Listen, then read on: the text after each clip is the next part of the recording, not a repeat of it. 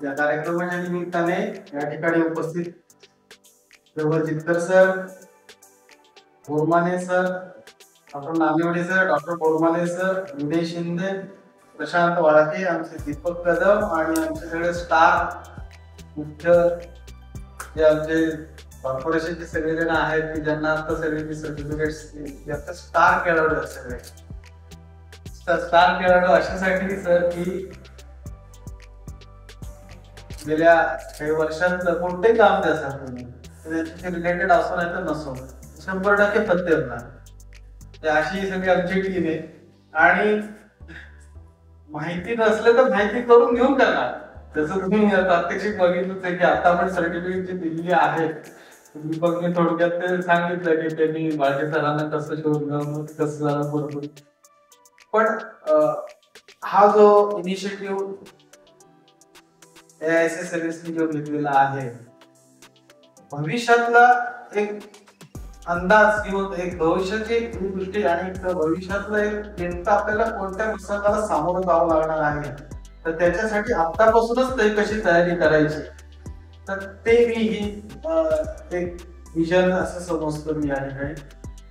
निश्चितच सांडपाणी आणि पाणी पहिलं काय येतं हे सांगता येते. आधी सांडपाणी येतं का पाणी येतं काय येतं पण नाही ना पण सांडपाणी आणि पाणी याच्याबद्दल नेमकं काय येतं. पहिलं पाणी येतं का सांडपाणी येतं डोलीमध्ये पाणी आहे ना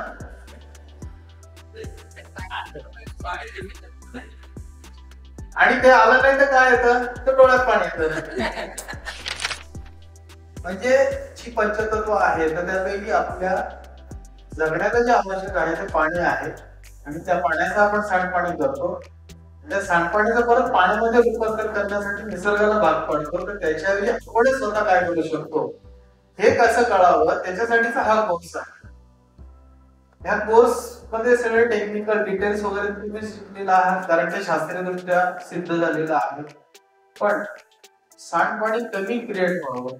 सांडपाण्याचा पुनर्वापर व्यवस्थित व्हावा आणि तो पुनर्वापर होत असताना आपण कसं आहे की मनुष्य आहे आपण आणि मनुष्याला भावना आहेत व्यक्त करू शकतो. मनुष्य पाणी दिला तरी तो त्याला बुद्धी आहे त्याला जीव आहे आणि भाषा आहे आणि तो बोलू शकतो आणि दुसऱ्याला कम्युनिकेट करू शकतो. पण पाण्यामधल्या जलचर जीव जे आहेत तर त्यांना असं काही नाही ते फक्त काय म्हणतात की ठीक आहे आता तू सोडलंयस ना केमिकल वॉटर ठीक आहे मी आता जातो. पण तो केल्यामुळे जी काही साखळी जी असती ती जी तुटलेली असती ती मनुष्य काही केल्या परत पुनर्जीवित करू शकत नाही. त्याच्यामुळे ह्या सगळ्या पाण्याचं जे काय व्यवस्थापन करायचं सांडपाण्याचं त्याच्यासाठी हा आपण कोर्स केलेला आहे. निश्चितच हे आमचे जे 13 जे आमचे सगळे जे आहेत तर नवरत्न असतात किंवा 11 काही काही वेळा असतात किंवा 12 राशी असतात त्याच्यामध्ये हा अजून एक 13 असं हे जे आता 13 आकडा जो आहे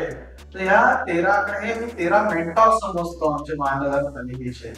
आणि हे 13 मेंटॉर जे आहेत ते आमच्या जवळपास 90 समसंघटिकांना आपण काय शिकलो ते सांगणार आहे आणि हा कोर्स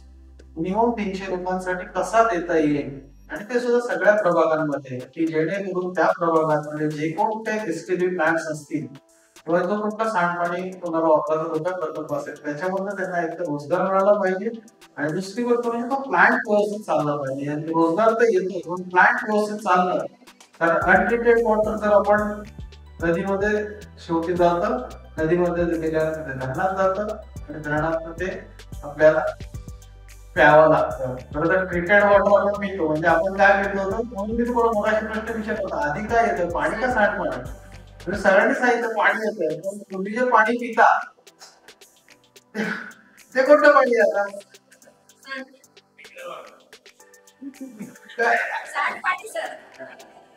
बघा म्हणजे आता